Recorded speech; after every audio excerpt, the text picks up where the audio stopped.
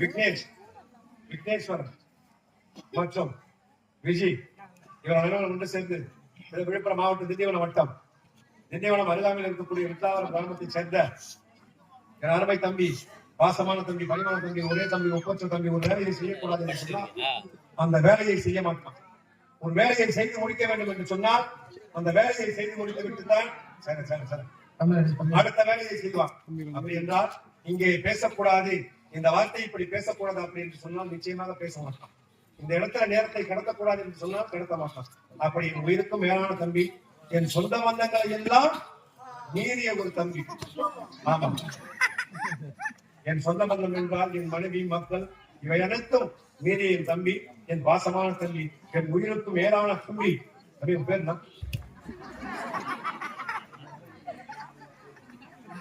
சத்தியமா என்னமா நினைச்சோம்பா, என் உயிரும் மேலான தம்பி, என் சொந்த பந்தத்துக்கெல்லாம் அப்பாற்பட்ட தம்பி, என் சொந்த பந்தம் கூட முக்கியம் இல்ல, அப்பேற்பட்ட அருமை தம்பி அப்படின்னு சொல்லிட்டு பெருமையா ஒண்ணு பார்த்தா நம்மள பேர் என்னன்னு தெரியாம சொன்னேன். இல்லடா, ஒவ்வொரு ஊர்ல ஒவ்வொரு பேர் சொல்லிட்டு வரேன். நேத்து என்ன பண்ணாங்க? நேத்தா நேத்து சூத்தச்சாம்பாளையம் நேத்து வளக்குறாங்க. ஆமா, அந்த தாம்பல் தட்டை எடுத்து நான் புது வண்டி எடுத்து வந்துட்டேன். அங்க வந்து தாம்பல் தட்டு கொடுத்தேன், வண்டிக்காரருக்கு தான் கொடுத்தாங்க. புது வண்டி இருக்கும் போயிட்டு வந்துட்டேன். அந்த பேரு கேட்டாங்க, பேரை மாற்றி சொல்லிட்டு வந்தோம். அதுக்கு முன்னாடி பிரம்மஜாசம் அந்த ரெட்டக்காரி சண்டை ஆடணும். பங்குனி மாசத்துல மழை கொஞ்சம் வந்தது, பாதி நாளுக்கு நின்று போச்சு. 2 கோழி கொடுத்தாங்க. அந்த கோழி கொண்டு வந்து மகிழ வைக்கிட்டேன். அந்த மழை நின்ற உடனே ஆட்டம் ஆரம்பிக்க சொல்றாங்க. என்ன இது? காலி வரணும், காலி வரணும். கோழி எங்க சொல்லிட்டாக்கா வண்டி கூட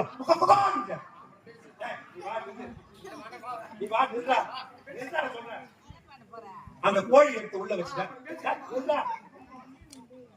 அந்த கோழிக்கு யாரும் காலம் சொல்லி கேட்டாங்க. அதுக்கப்புறம் அந்த கோழியை கொண்டு போக அங்கன்னு பேரு கேட்டா பரணாமன் சொல்லிட்டு வரோம்.